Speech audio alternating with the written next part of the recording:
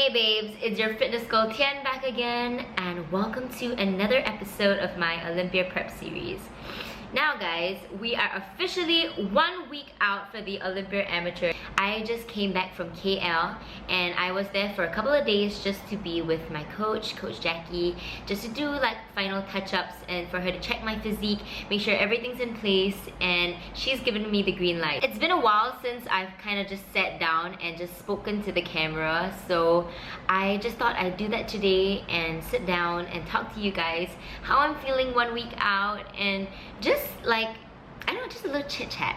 And I just wanted to share something really funny. There are just so many myths and misconceptions about this, surrounding this sport, that I've heard over my time competing, and I thought it'd be quite funny to share a couple with you guys. So before I get into the video and discuss the weird ass things that bodybuilders do, make sure that you guys are subscribed to my YouTube channel. I'm gonna be documenting my entire prep week and my competition days, so do make sure you're subscribed so you get updates whenever I post a video. Also, be sure to like this video to give it some support.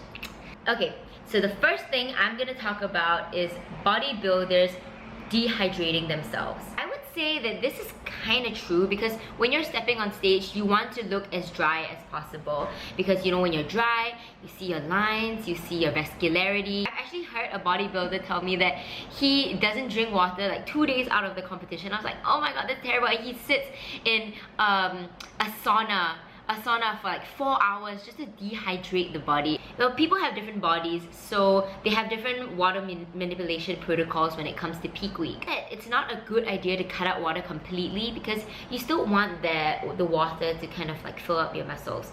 So I keep my water pretty high, and just on the last like day or so, I just kind of like sip on water just to wet my mouth. I don't go crazy and like deplete myself. Don't look like a prune. Okay. So the second thing that a lot of people ask me is about periods and bikini competitors and periods. Not sure if I've spoken about this before, but when your body fat is really low, like less than 15%, you might tend to lose your period. When you are on a really strict regime and you're on like a very strict diet, this is what happens. It's not healthy to miss your period. If you miss a period, you should definitely go get it checked. For me now, because I'm in competition mode, my body is under a lot of stress, so I do not get my period. My body fat is pretty low, so yeah, this is something that I've got to fix like after I finish competing. Bikini competitors do lose their periods during competition, but I get them back like after my competition. Okay, so the third thing I'm gonna talk about is bodybuilders and sex. So this is something like super funny that I heard when I first started competing, because like I used to date a competitor as well. So I remember like one of the very first times like we trained together, we went out, he told me like, oh, do you know that before a competition you're not supposed to have sex? And then I go like, oh, why? Like what's the rationale behind that? And then he told me like, oh, you know, because bodybuilders, you want to hold on to as much testosterone as you can. So you know, if you're like having sex and you're like even like masturbating, you're like releasing it. So you know, it's not good because you need the testosterone to, you know, maintain your muscles or something like that. So for the longest time, I was like, oh, okay, so you can't be sexual like the last month, you know, before a competition. But you know, recently I was just doing a little research myself and having this conversation with another competitor, and she was like, oh yeah, it's true, you know, the men don't have sex before the competition because, you know, firstly they're really fatigued, their libido is kind of low, and secondly like they also want to hold on to as much testosterone as they can. So I was like, are you serious? So I was thinking about it for like women. Okay, so how about women, you know? So are we supposed to be like non-sexual? You know, she told me like, oh no, I don't think it like affects women as much. Sometimes it might even help us, you know, get the contractions in, or I don't know, something like that. Anyway, yeah, that's one of the weird, strange ass things that I've heard about bodybuilders. Hey guys, the reason why I brought these strange things up is because I wanted to tell you guys, bodybuilders go through a lot of very strange things that regular people won't do to look like that on stage. Yeah, I just want to tell you guys, like, don't obsess so much about these kind of things.